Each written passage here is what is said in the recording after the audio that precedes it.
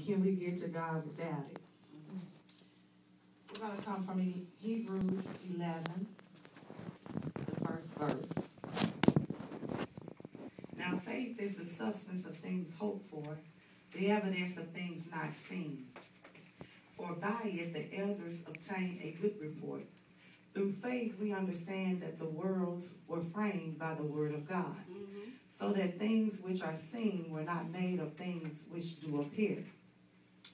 So what is faith? Faith is that substance of things hoped for, but the evidence of things not seen.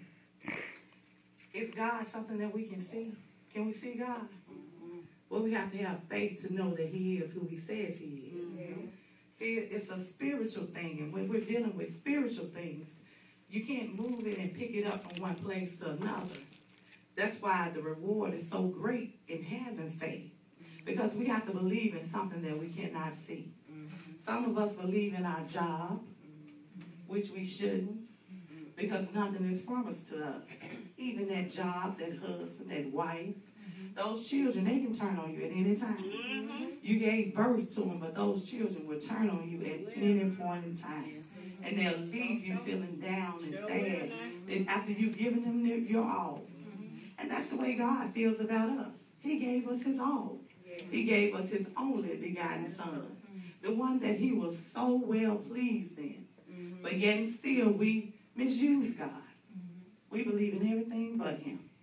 He can send a word through the prophet. Prophet will give you a word.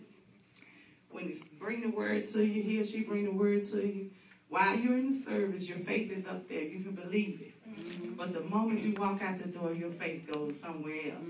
You leave it here on the altar with that prophecy. Then you look back at the man or woman of God and wonder why. Oh, they must not have been real. And you can't believe nothing they got to say. Honey, they told me 3 years ago that I was going to receive a house, and I ain't got it yet. Well, did you believe it? Because the word can come to you, but if you cancel it out, then what are they supposed to do? They're only the messenger of God. We see prophets back in the Bible times that bought the word of God, told them about the things to come, yet they didn't believe it. But in this day and time, we'll say, if I would have been back there, if I would have been Eve, I would have taken that bite out of that apple. But yes, you would have. Because the enemy would have came in and tricked you just like he came in and tricked Eve. Are you any better than Eve? You have men that'll put that off on women. It's y'all fault the reason that we got this, and this. No, you got a free will. Adam had a free will to obey God. God gave him the instruction. He gave the directions to Adam. He didn't give them to Eve. He told Adam, you're the head of this. Just like in marriages, God make man the head. But yet still he'll allow the woman to lead him off, and then he want to say, it's your fault the reason that we're here. No, it's your fault because God called you to be the head. Faith. We have faith in everything but God. When God promises us something, what takes so long? What you think takes so long for God promises to come forward? We don't have faith. We won't have faith. We won't have faith to believe it. And sometimes God will send you a word to prepare you. Prophecies are instructions and preparations. They let you know what's to come. I can receive a word of prophecy that I'm going to receive a husband. I always receive that. I always receive that word of prophecy about my husband. I received it ever before I got married. I've been married and divorced. But I didn't wait on God. I wanted to, self got in there. And in that, with self getting in, I was operating in what I could see. But see, I was supposed to be trusting in God, which I was not. My faith wasn't there in God. The people were mistreating me because me and my husband worked together. So the people were, the women, every time, and Prophet Shields is correct, on that job, if they find out you're married, everybody wants you. If they find out you're dating somebody, everybody wants you. If you're confessing that you're living for God, everybody wants you. That's how you know it's a trick of the enemy.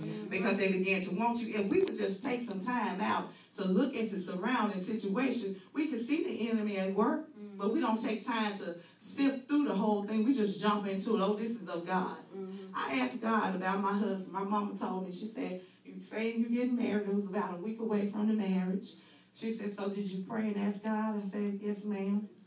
She said, well, what did he say? My mama could see, she knew.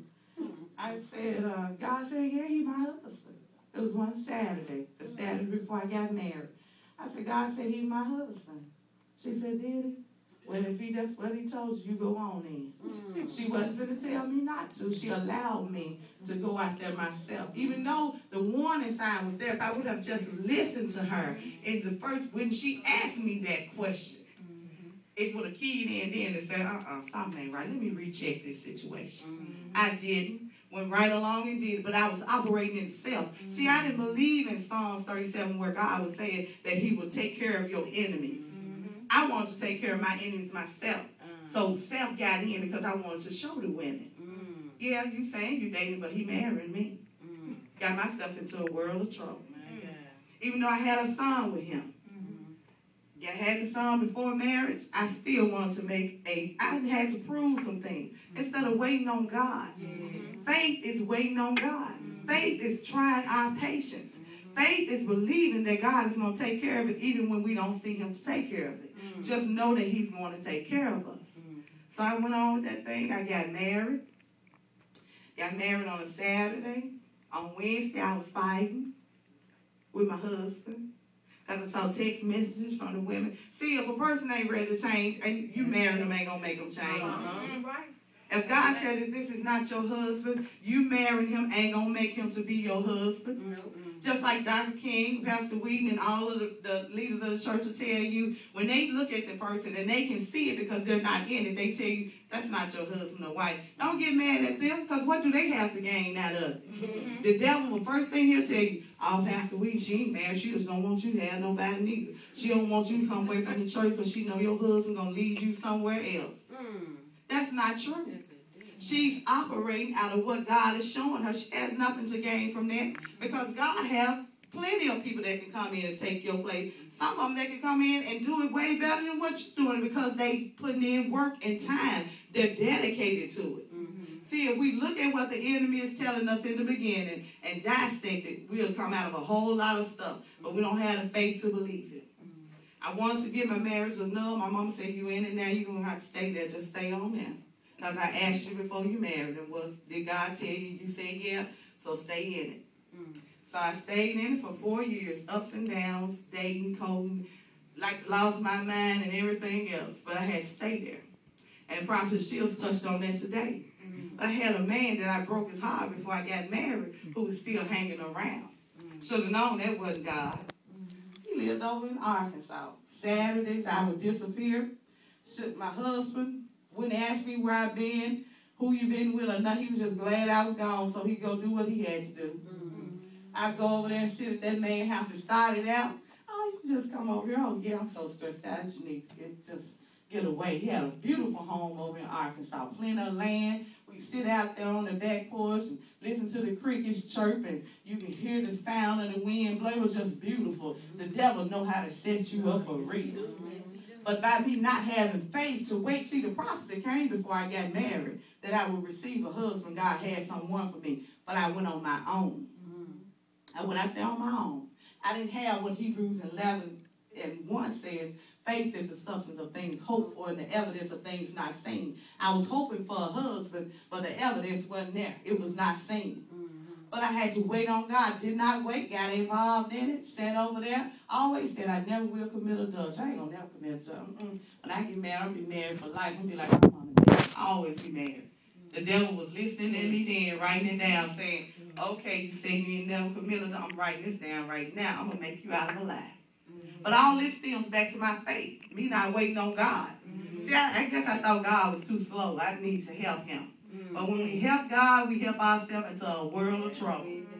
Sitting over there at that man's house, then Saturday after Saturday, weekend after weekend, just looking around, enjoying myself, having a wonderful time. He didn't touch me, wasn't inappropriate to me.